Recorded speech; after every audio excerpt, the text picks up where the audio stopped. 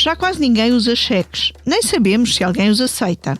Talvez apenas as pessoas da geração de Marcelo Rebelo de Sousa. Os resultados mostraram que o juízo coletivo reforçou a confiança política nele, mas não foi um cheque em branco. Se é que as maiorias absolutas, elas próprias, são cheques em branco.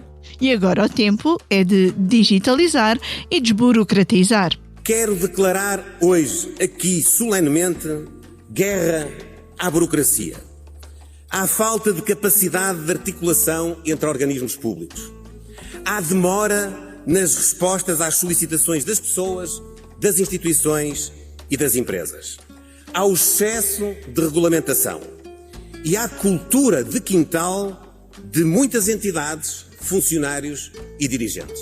No quintal de Belém, olha-se para o Jardim de São Bento como local de plantas resistentes. Vossa Excelência já demonstrou que é determinado e resistente, mesmo na equipa que mantém e retoca, e decidido a converter o que parecia impossível em possível.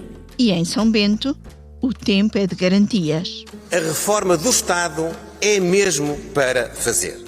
Com um primeiro-ministro que, depois de se afirmar bom trepador, agora também quer planar. Sempre com esta forma muito polivalente de andar a subir, a descer, a planar, à esquerda, para a direita e para o centro, mas sempre para a frente. Noutro jardim, ali mais acima, no Largo do Rato, há quem esteja disponível para ajudar. Seremos o partido da oposição responsável e firme ao governo. Mas isso não deve impedir, como disse, os consensos democráticos, nomeadamente na política externa e europeia, na defesa, na segurança, na justiça e na organização e na reforma do Estado. Mas no Jardim Socialista também pode ser preciso tirar umas ervas ou mesmo umas árvores do caminho.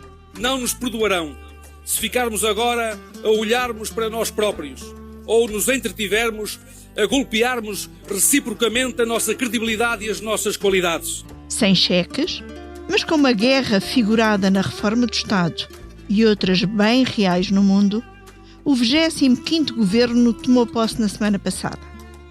Com apelos à União, mas avisos para golpes internos, José Luís Carneiro vai fazendo o seu caminho para a liderança do PS. E a realidade política vai se reconfigurando. Portugal mudou.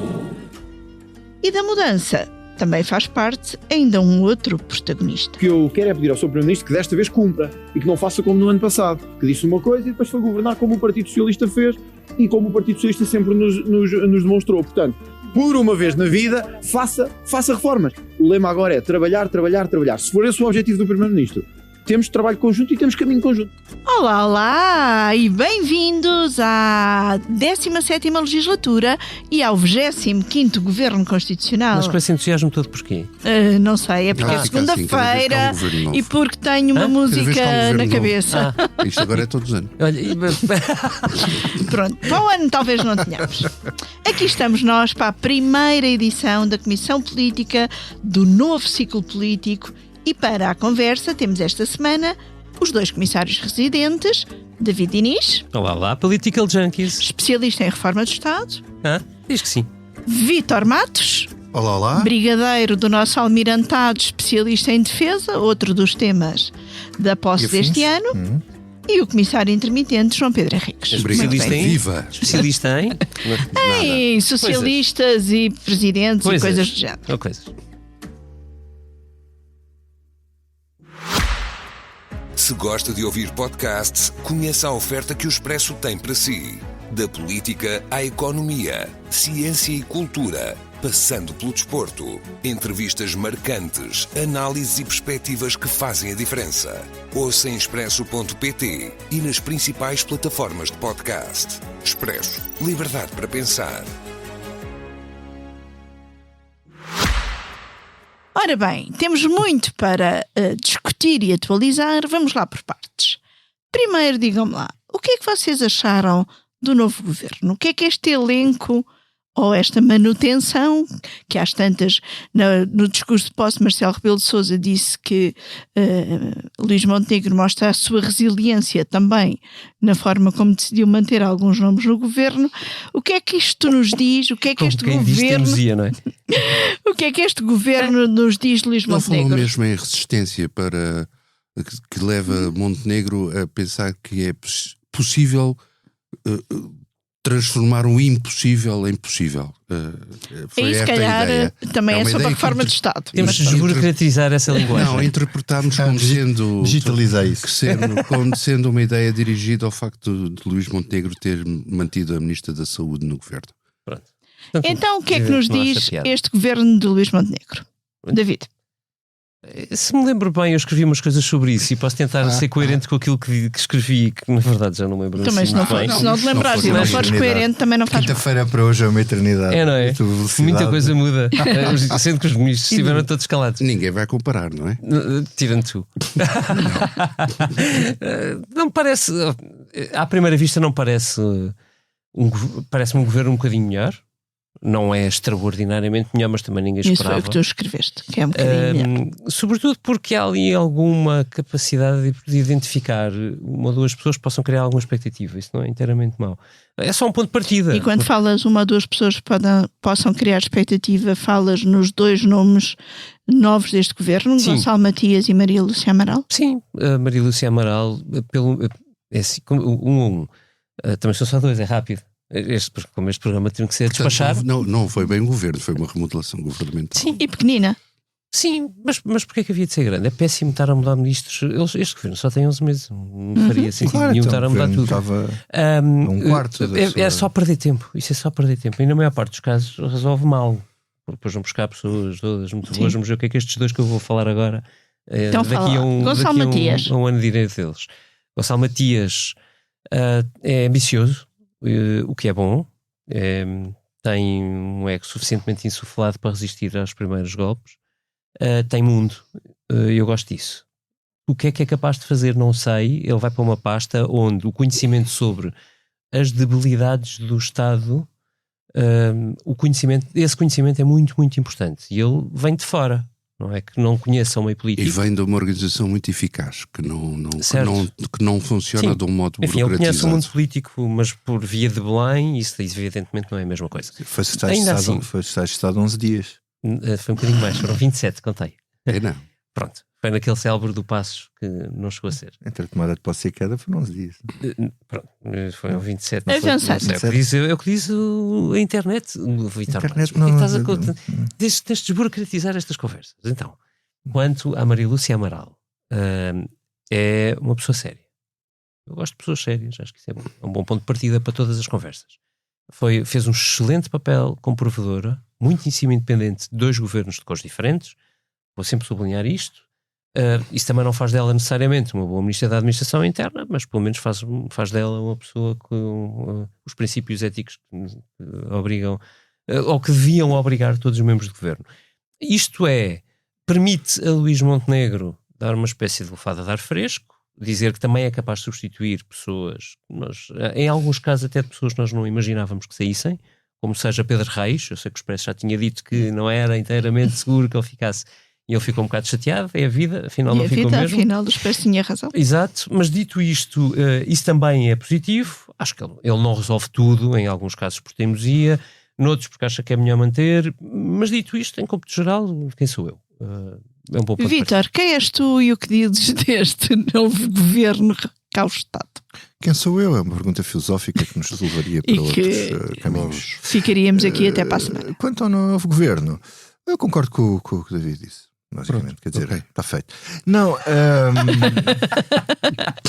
o governo eu acho que faz uma coisa inteligente, que é Luís Montenegro, depois daquela turbulência toda pré-eleitoral, credibiliza-se de alguma maneira, é ir buscar pessoas que são credíveis, embora, por exemplo, em relação a Maria Lúcia Amaral, tenho ali, acho que é um bom nome. Tenho só aqui uma dúvida, que aquilo é uma pasta que exige músculo e capacidade de resposta em situações de emergência.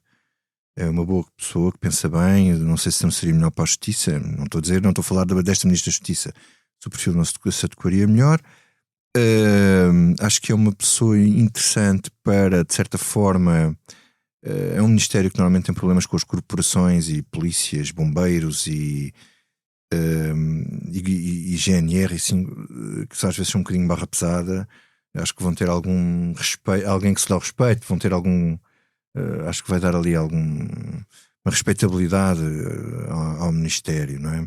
Mas em situações de enorme tensão, pressão e emergência é que nós vamos ver, porque isto é um Ministério muito operacional. Quando tens uma crise brutal que é de um dia para o outro, não escolhe, é preciso ter capacidade de reação rápida. E não é agora, no perfil abstrato. E de preferência alguma sensibilidade política. Sim, e não é de preferência, e como se tem visto, e não é a experiência política que conta aqui. Não, sensibilidade. Não, porque, por exemplo, tivemos o Eduardo Cabrita, que era super experiente politicamente e foi um desastre como Ministro da Administração Interna. Aquela coisa do CEF foi uma tragédia. Isso é uma decisão de fundo. Ele foi uma tragédia em reação, em momentos reativos. Também estou a falar mais dos momentos reativos. Portanto, eu acredito que seja uma boa pessoa a trabalhar na maratona, no longo prazo, mas quero ver como é que é a capacidade de reação às grandes emergências, não é? Depois tem lá o Telmo Correia, o Secretário de Estado, se calhar para ter esse músculo, mas em todo caso acho que a expectativa é toda pela positiva. No caso do Gonçalo Matias, ele criou um novo ministro que é o seu braço armado para a administração pública, e ele metê-lo como adjunto, e a maneira como ele fez o discurso, ele centrou isto a grande obra que ele, pelos vistos, quer deixar neste mandato é a reforma do Estado. Vamos lá ver o que é que isso é. Isso pode ser muita coisa, não está muito claro até onde é que o governo quer ir, mas não sei se vocês depois querem falar sobre isto. Mas já lá vamos, temos aqui um especialista ao lado. A pessoa em si parece-me também uma escolha interessante. Agora vai ter que andar ao pontapé a arrombar portas nos outros ministérios. E portanto, para isso é que tem e veremos se tem força política para o fazer. Vamos ver durante quanto tempo é que Luís Montenegro lhe mantém essa capacidade. Agora, acho que a Ministra da Saúde, eu percebo que Luís Montenegro a mantenha, faz razões. Uma delas é a mais cínica de todas, que é porque é que há de mudar um ministro para queimar já a seguir. Quer dizer, esta ministra os ministros são para queimar, não é? Portanto, ela já está meio torrescada e isto vai ser um ministério difícil e, portanto, vai continuar. Quando saírem finalmente os relatórios que ainda estão para sair. Mas eu acho que o governo já deve saber o que é que está no relatório do INEM, porque senão, se fosse uma coisa muito grave, acho que não... Muito grave diretamente para a ministra, não é? Portanto, eles não sim, por isso saiu a secretária de Estado e não a ministra. São que o homem quiser. Sim, também. Mas pronto. Mas pronto, vamos passar para o João Pedro. Não, mas eu queria dizer mais duas coisas. Então. Eu digo só mais uma, pronto. Digo só mais uma, porque o David já falou de Pedro Reis e pronto. A questão é na cultura. A ministra, acho que é uma desgraduação completa da área da cultura. Da cultura ou da ministra? Das duas. Boa pergunta. Mas quer dizer, isto cada um faz o lugar que pode. Porque Margarida Balseiro Lopes tinha a juventude e a modernização. Pois. Ao criar um Ministério para a reforma do Estado, tira-lhe a modernização. Sim, mas fica com uma coisa que é assim: isto às vezes, expectativas baixas podem ser muito positivas, porque ela numa área que não domina, numa área complicada enquanto área corporativa, só tem uma vantagem, acho eu, que é não ter lá uma personalidade da cultura que seja divisiva, como foi o caso desta ministra. E portanto pode ser que ela, exatamente por causa destas baixas expectativas, venha a fazer um bom lugar. Cá estaremos para falar disso. João Pedro, o que achas tu do governo?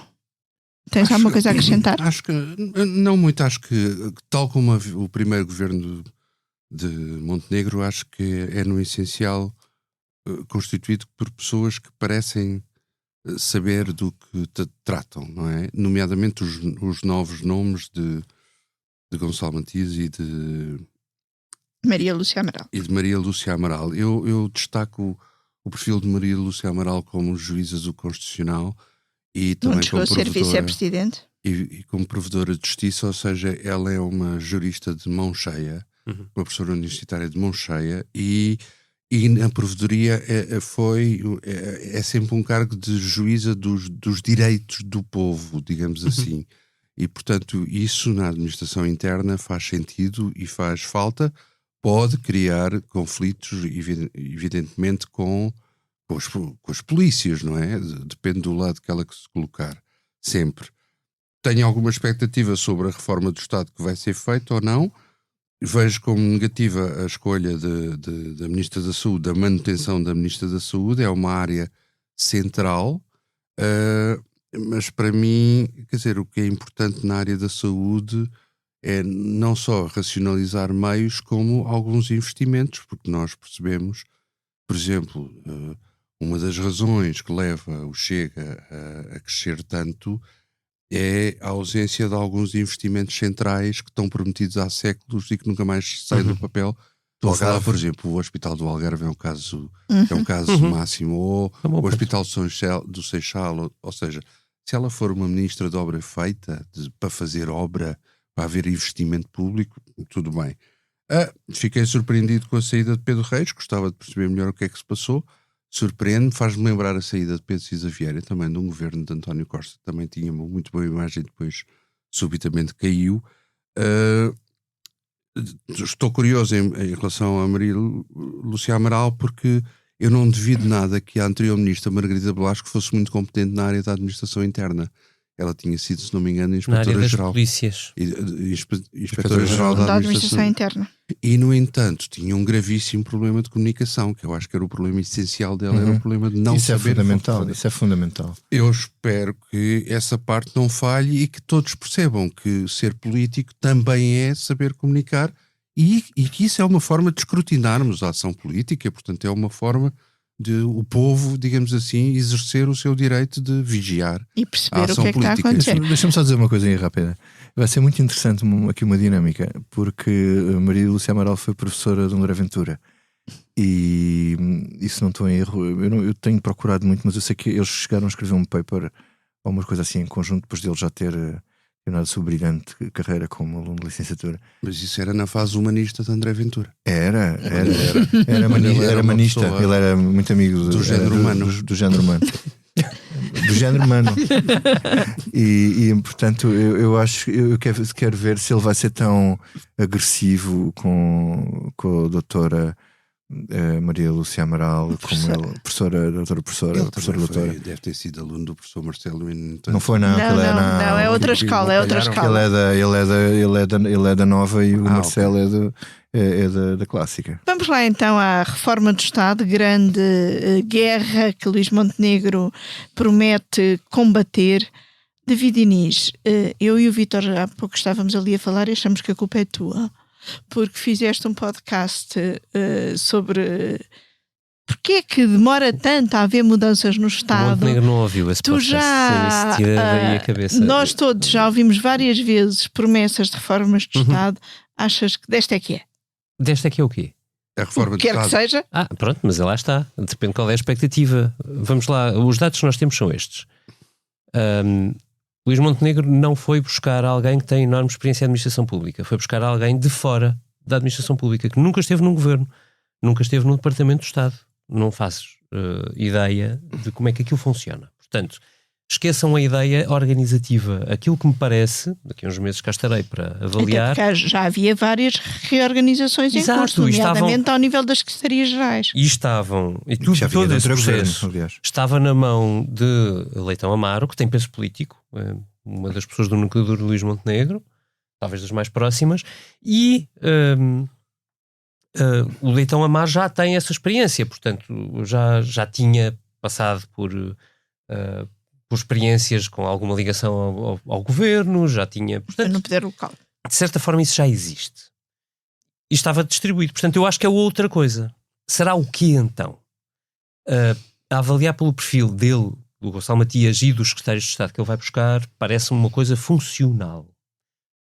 O Estado falha em muitas coisas na nossa vida e esse podcast que eu fiz, que se chama Porque Falha o Estado, passava por algumas dessas dimensões. Muita coisa mudou nas últimas décadas que levou a que o Estado falhasse em coisas onde não era previsível, onde nós preferíamos que não falhasse, ou onde nos chateia profundamente que o Estado falhe. Uma delas tem a ver com as coisas mais simples do dia-a-dia, que é, eu preciso resolver uma coisa com o serviço público e não consigo resolvê-lo. E a falha, isto é aquilo que é visível para nós. As causas disso estão muito para trás e são muitas vezes muito complexas. A minha grande dúvida é se alguém que não tem experiência de Estado, percebendo o ponto final, consegue desbloquear os nós que estão, em qualquer caso, sempre por trás da administração. Vou dar um exemplo muito prático. E do que tu falaste com pessoas do PS e do PSD e de várias áreas, achas que é preciso essa experiência de Estado e o peso político para fazer? O peso político não tenho a menor dúvida, nada vai funcionar se não tiver peso político. E atenção, peso político não é dizer eu tenho um ministro adjunto que por acaso vai fazer a reforma do Estado. Peso político é, no dia-a-dia, entregar-lhe esse poder. Entregar-lhe o seu poder para fazer isso. Nomeadamente na relação com os outros ministérios. Pois. É que isso é muito mais difícil do que dizer. E já agora, o ponto de partida de Gonçalo Matias é lixado, porque ele não tem... Eu não sei se este programa é um sítio para dizer lixado. Ele neste momento não tem... Nós estamos em casa, não é?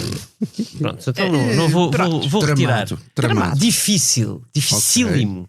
Okay. Vamos burocratizar um bocadinho a linguagem da Comissão Política. Porque ele tem...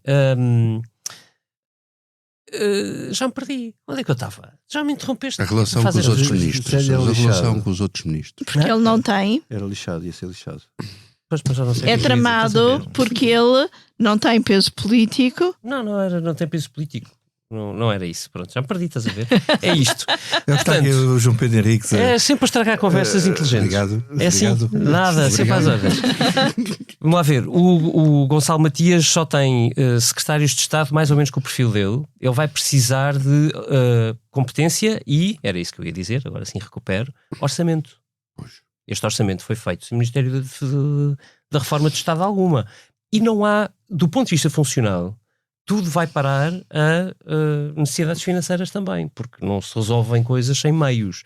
Não se resolvem, sobretudo, coisas que têm um aspecto muito funcional para o dia-a-dia das pessoas. Com os serviços públicos. Pronto. Se quiseres recorrer à inteligência artificial ou à digitalização, o João Pedro Henrique já acha que esteve não, é que um dos problemas da desburocratização. Temos de desburocratizar a palavra desburocratizar. Exato. É, por exemplo, essa ideia de que podemos pôr os velhinhos todos a resolver pela internet problemas que eles têm na sua relação com a administração pública. Mas não estamos só a falar dos velhinhos e isso é verdade. Se calhar a desburocratização é, outra vez, devolver à administração pública uma possibilidade de relação pessoal com as pessoas, com os utentes dos serviços, não é? Isso é uma reforma do Estado. As várias vertentes podem ser possíveis. Em Lisboa... Eu prefiro fazer o meu BBI como fiz agora e que funciona muito bem por app e pelo site do que ter que ir à repartição. Sim, mas tens noção de que ainda há muitos milhares de pessoas que ainda não conseguem. Mas ter a oportunidade de ir à repartição. Certo, mas a digitalização cria um desequilíbrio. O João Pedro tem toda a razão nisso. Cria uma divergência grande, ou se quiseres, uma desigualdade. É verdade. Entre os que têm meios e os que não têm, os que têm dinheiro e os que não têm, os que têm conhecimento e não, os mais velhos e os mais novos. Claro que cria. E isso também faz parte. E eu insisto, isto precisa de uma visão integrada. De certa forma foi sendo criada ao longo de vários governos nos últimos tempos, mas não é necessariamente a de Gonçalo Matias. Portanto, há muita coisa para esclarecer aqui. Eu acho que vamos ter as primeiras pistas sobre isso quando tivermos um programa de governo, porque eu imagino que o Gonçalo Matias vai possa ser discutido nos dias 17 e 18. Exato. Que ele possa influenciar, de certa forma, ou explicar-nos ali qual é a sua missão, ou como é que ele a encara. Agora, efetivamente, que ele vai ter muitas dificuldades no caminho, mas muitas mesmo. Mas então, enquanto ainda não sabemos mais sobre isso, vamos ao que sabemos, ao que ouvimos e conhecemos, que foi o discurso de Marcelo Rebelo de Sousa na posse. Eu gostei. O tal discurso Só tenho um adjetivo. É um discurso em que disse a Luís Montenegro que ele não tinha um cheque em branco, se é que uma maioria absoluta é um cheque em branco, mas em que também fez questão de falar do 25 de Abril, falar dos dois tipos de oposição que Luís Montenegro tem.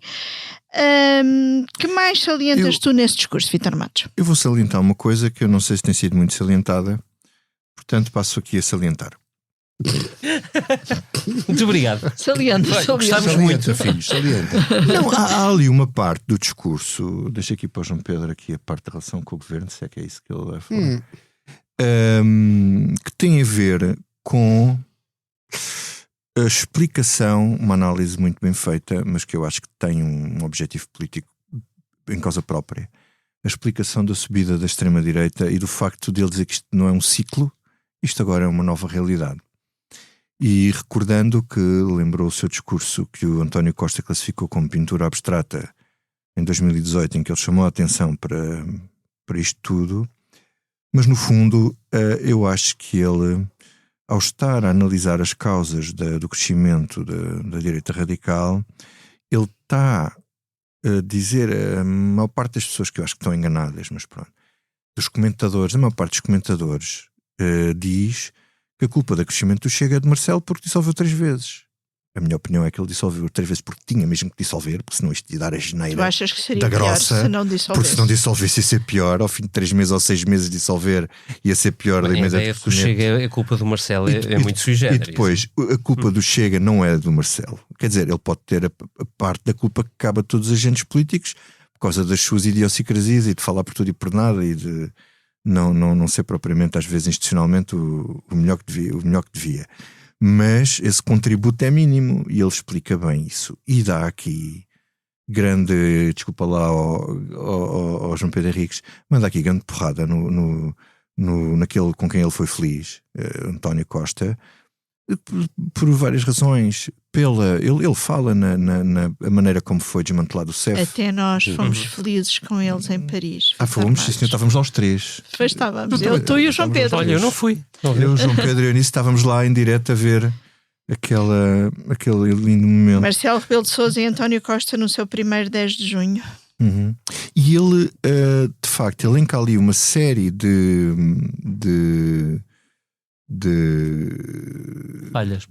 falhas e de problemas que levam ao crescimento do Chega, e que começa ainda com a Troika e com isso tudo, e depois com o pendor de esquerda, o facto do António Costa ter negociado só com a esquerda e não ter feito pontos para o centro, a influência internacional que é incontrolável. Pronto. No fundo, ele faz uma análise muito bem feita daquilo que é o crescimento do Chega e das razões do crescimento do Chega.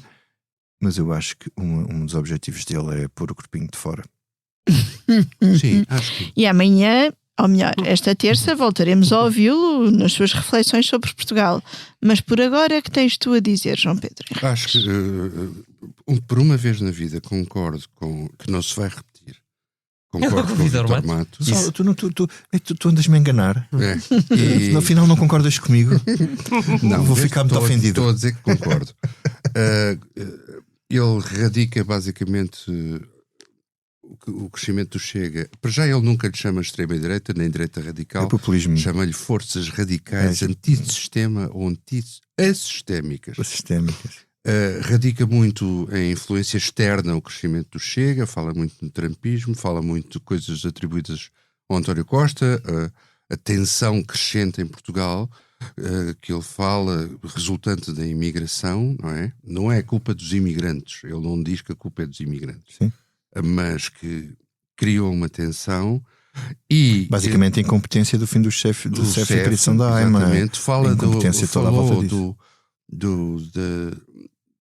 Da incapacidade de gerir o PRR de forma a esses fundos chegarem às pessoas, de 2022 em diante, diz ele cita, 2022 em diante. E quanto à coabitação e quanto à relação que Montenegro deve ter com as oposições, ele basicamente diz que ele exclui o não é não, ou seja, ele vai a jogo ao lado de Montenegro na teoria de que o governo tanto deve falar com o Chega como com o PS. E ele salvaguarda o PS, fazendo questão de dizer expressamente que ainda é a força mais votada. E portanto, este é um momento de sintonia, mas eu achei interessante o facto dele fazer questão de explicitamente recordar que o PS ainda é o maior partido. Mas isso é uma maneira dele puxar um bocadinho pelo PS, no sentido de não tratem mal o PS. E depois há uma parte, sim, é uma parte de proteger um partido que foi central, ou que ele quer que continue a ser central no sistema. No fundo é um discurso de uma pessoa nostálgica do tempo em que isto eram só 2. Agora isto está a 3 e as coisas a 3, como todos nós bem sabemos, são um pouco mais complexas do ponto de vista organizativo e outros. E ele está claramente nostálgico do tempo em que isto ou era um ou era outro. João Pedro, Há uma coisa que eu gostava de salientar só ao final, é ele no fim fazer uma referência explícita à essência de Abril. Ou seja, ele basicamente, no meu entender, diz que ok, a extrema-direita cresceu, o sistema agora é tripartido, mas nenhum progresso se pode fazer, no entender dele, fora do que é a essência de Abril. Ele depois não explicita, não põe uma chaveta à frente da essência de Abril a dizer o que é, mas quer dizer, a essência de Abril é a democracia parlamentar, é um certo humanismo, é não sermos racistas, é não sermos machistas, e ele faz questão de dizer que quer que o progresso seja dentro dessas balizas, portanto que isto não derive para um regime autoritário. David, estavas aí de dedo no ar. Só para sublinhar isto, porque Vítor e João Pedro disseram o essencial. Marcelo faz um diagnóstico muito bem feito sobre as causas, admito como plausível, ele quis pôr-se fora do retrato, enfim, não fica, como é evidente, na verdade nenhum de nós fica, vamos lá ver, não há comunicação social, não há inocente nenhum, tudo, claro, incluindo comunicação social, mas não é de todo inocente, apesar de ele não ter querido, quer dizer, não compete ao Presidente dizer com quem é que o Montenegro vai falar, é sempre o Montenegro, até porque ele vai sair, mas não é inocente o final. Quando alguém fecha a intervenção densa que fez, dizendo que a missão de Luís Montenegro não era nada fácil, porque era na essência dignificar ou recuperar ou fazer bem a recuperação dos valores de Abril, isso significa um caminho. E esse caminho evidentemente não se faz com o partido da direita radical antissistema, e portanto isso tem uma leitura para aquilo que ele entende que é o caminho que Luís Montenegro devia seguir. Portanto, não acho nada que aquilo seja neutro. Que é o PS. Acho que isso é claríssimo ali. Não, quer dizer, também não teria grandes dúvidas que essa era... mas então deixa-me colocar aqui já outra questão, que é... O João Pedro estava a dizer que as relações a três são mais difíceis de gerir, mas nesta relação... Eu li isso numa revista. Mas nesta relação a três... o PS, ou o futuro do PS, José Luís Carneiro, que é o que tudo indica, será o próximo secretário-geral, como que se tenta pôr a jeito para ser um parceiro privilegiado ao admitir consensos entre PS e Governo em 5 áreas fundamentais, como ouvimos aqui na introdução ele elencar. José Luís Carneiro está a fazer isto... por interesse nacional, por interesse do PS, para que o PS se chegue à frente e seja parceiro privilegiado, ou isto é um caminho que torna ainda mais difícil o lugar do PS? Eu acho que é um caminho que o José Luís Carneiro está a fazer como tentativa de demonstrar que o PS ainda é um partido de poder e deve ser considerado como tal e não acantonado em 22% ou 23% como partido de oposição destrutiva, pura e dura, bota abaixo, etc. Ou seja, é um caminho francamente distintivo face àquilo que o Chega ainda é, que é só um partido de protesto, ainda.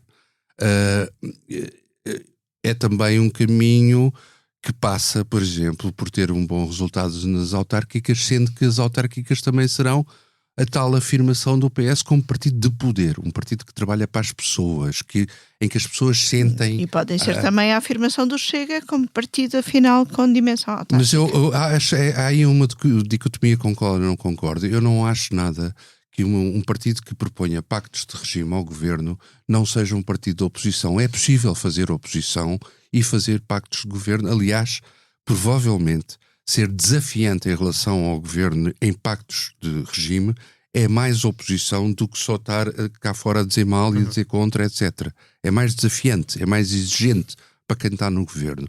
Agora, eu não sei se aqueles pactos em concreto que foram propostos, quer dizer, se não falta ali alguma coisa. Por exemplo, há um problema gravíssimo em Portugal, que é o da habitação, e eu ali...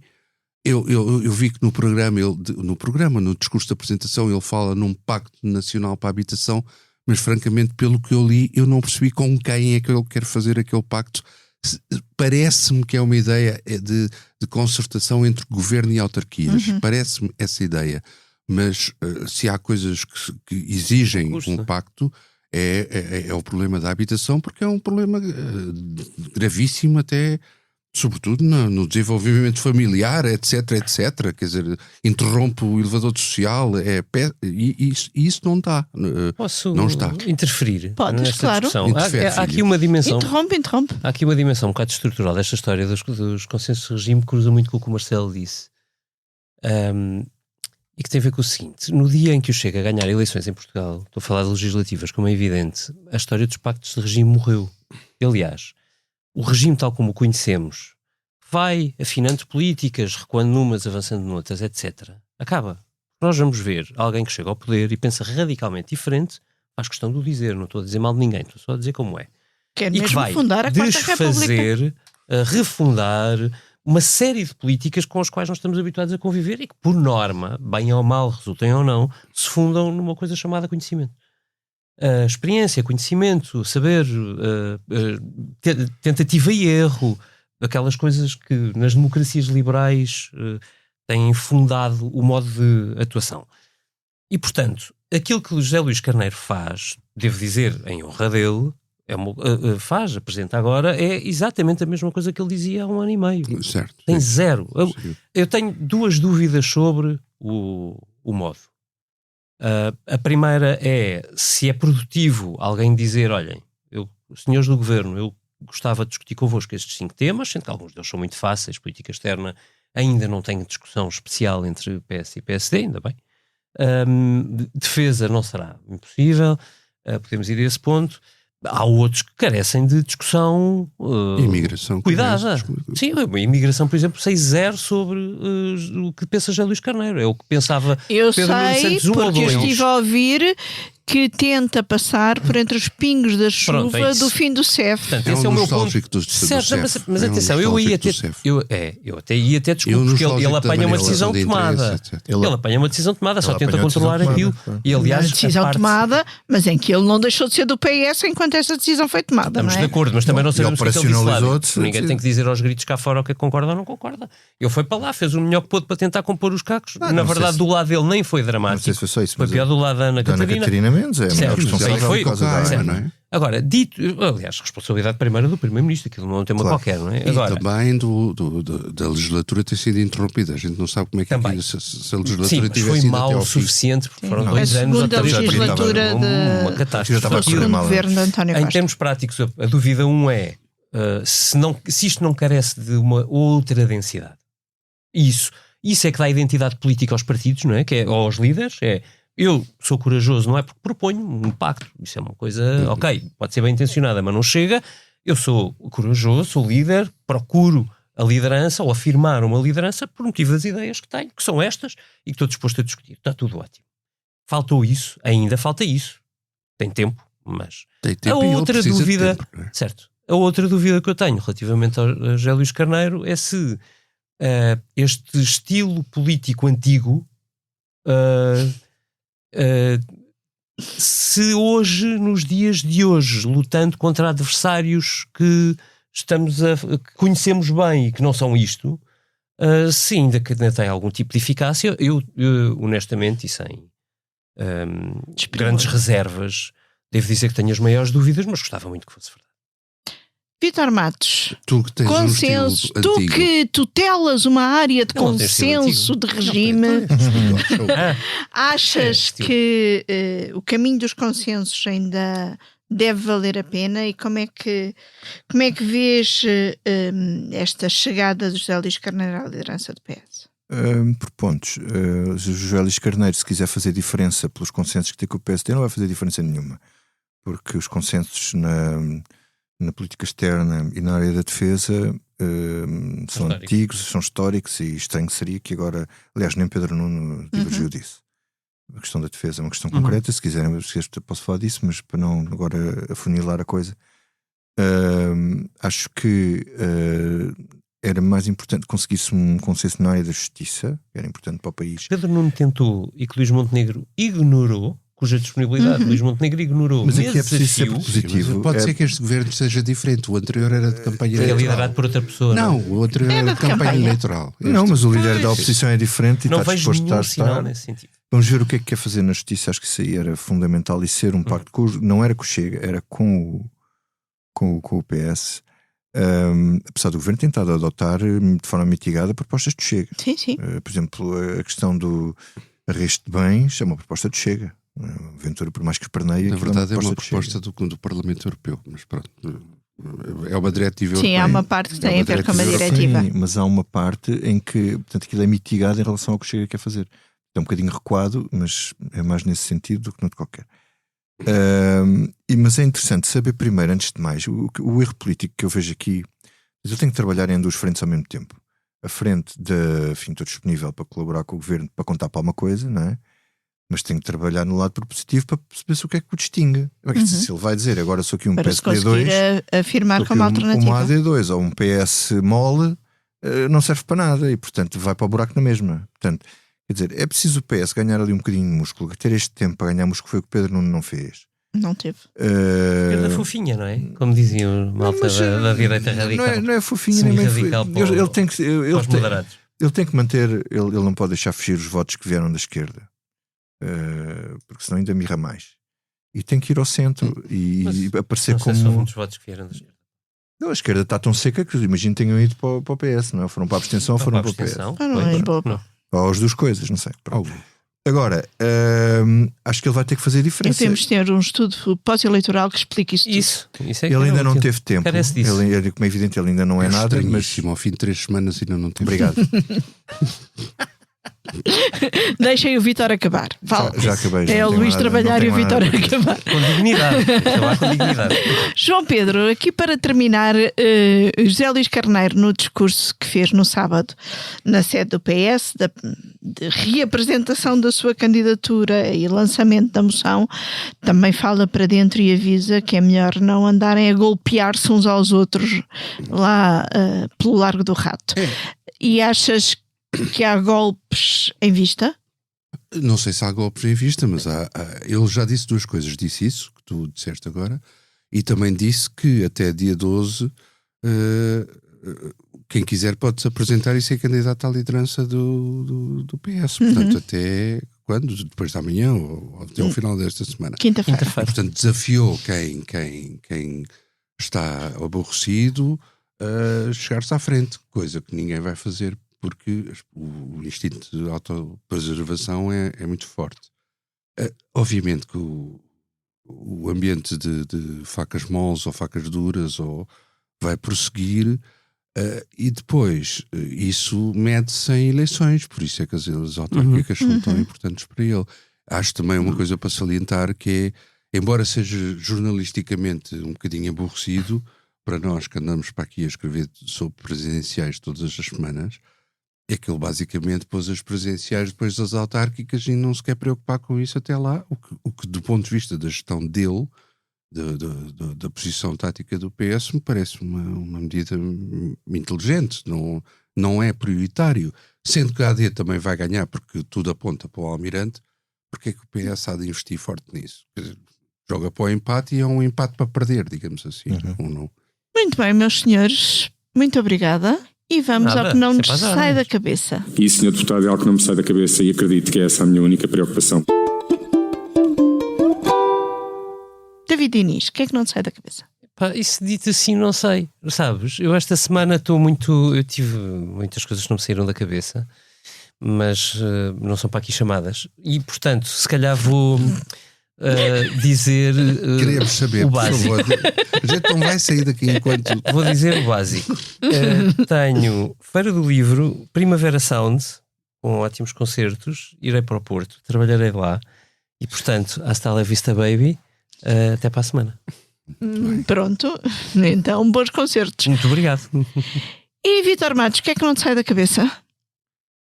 Olha, não me sai da cabeça esta decisão magnífica do Governo de cumprir os 2% do PIB em defesa até ao fim do ano. Isto é antecipando 4 anos? Sim, agora a questão é que, olha, ainda hoje o Presidente da República fez uma declaração. Hoje, segunda-feira, para quem nos ouve. Sim, que é extraordinária, que indicia o que é que aí vem, que é manipulação contabilística. Portanto, nós vamos chegar aos 2%, não porque não porque se vai investir mais em defesa, mas que vão estão a arranjar coisas aí nos departamentos de Estado. Olha, a reforma de Estado, coisas que o Canado possa aceitar e que possam contabilizar como sendo defesa. Estou muito curioso para ver se Portugal vai gastar mais um tostão para chegar aos 2% na área de defesa. Duvido muito. Muito obrigada, e iremos dando conta disso. João Pedro Henriques, o que é que não te sai da cabeça? Eu vou falar do desporto de que toda a gente fala neste fim de semana. É Roland Garros. Que é, evidentemente, vela. Claro. Só podia, não é? Só podia ser vela. Vocês estavam a pensar no quê? Sei lá, talvez na Liga das Nações. Não sei. Eu ainda perguntei se era Roland Garros, ténis. Vela. Não. Então, vela para dizer o quê? Há um campeonato do tipo Fórmula 1 da vela chamado CLGP. Esse CLGP este fim de semana teve regatas em Nova Iorque. Na edição deste ano do CLGP, que é para aí a 4ª ou 5ª edição, há um barco numa equipa nova que é uma equipa brasileira. A equipa brasileira é a primeira equipa do CLGP comandada por uma mulher, Martine Grael, filha do Torben Grael, um grande velejador brasileiro, e ela também uma grande velejadora. E pela primeira Será que vez... ainda vamos ter um podcast sobre vela? Olha, sabe Deus. Tudo é possível neste mundo. Como é que é? Heróis do Mar, uma coisa assim. E vai daí. O barco brasileiro ganhou pela primeira vez uma regata comandada por uma mulher. Com gol do Nuno Mendes. Ganhou pela primeira vez uma regata neste fim de semana em Nova Iorque, e é a primeira vez que uma mulher ganha uma prova destas. Só para dizer o seguinte, a vela é um desporto muito tipo clube de bolinha, é um desporto muito misógino, muito macho, porque exige muita força física. É também um desporto que decorre em parte de tradição militar e, portanto, isso puxa pelo machismo da coisa. Aqui há uns anos começou-se a fazer um caminho no sentido de impor mulheres nos barcos. Neste campeonato CLGP, as mulheres são obrigatórias em todas as equipas e têm uma posição de tática, ou seja, são as pessoas inteligentes no barco, são as pessoas que decidem o rumo, são elas, enquanto os outros dão aos braços para movimentar velas, etc., e para manobrar o barco. E isto faz-se também para alargar públicos, porque este é um desporto, esta modalidade em particular, o CLGP, que procura ter espectadores na televisão e procura tornar-se um espetáculo televisivo, e tem condições para isso. E, alargando a mulheres, alargam o público, ou seja, o feminismo ou o antimachismo não é só uma questão cívica, não é só uma questão do humanismo, é também uma questão económica. Com as mulheres dentro, nós ganhamos mais dinheiro e é melhor para todos. E isso viu-se este fim de semana em Nova Iorque, no CLGP. Muito obrigada. Isto foi quase filosófico, não foi? Foi. E Tá a bom, ti, gostei. Eunice Lourenço, o que é que não te sai da cabeça? Olha, não me sai da cabeça uma música que uma colega jornalista de outro meio, a Susana Martins, me enviou para aí na terça-feira, depois de apresentação do governo, ou depois da apresentação do vídeo de António José Segura a assumir a sua candidatura, e que é daquelas músicas dos desenhos animados do nosso tempo, e que me ajuda a espairecer. E portanto deixo-vos com Era Uma Vez no Espaço. Depois da vela faz todo sentido. Esse espaço onde há planícies sem fim. No fim desta comissão política, gravada na tarde de 9 de junho de 2025, neste início de legislatura, com os cuidados sonoros da Salomé Rita, com a ilustração do Carlos Paes, e fiquem, portanto, com Era Uma Vez no Espaço. Lá em cima há planícies sem fim, há estrelas que parecem correr ao sol, dia a dia nascer. Se gosta de ouvir podcasts, conheça a oferta que o Expresso tem para si. Da política à economia, ciência e cultura, passando pelo desporto. Entrevistas marcantes, análises e perspectivas que fazem a diferença. Ouça em expresso.pt e nas principais plataformas de podcast. Expresso. Liberdade para pensar.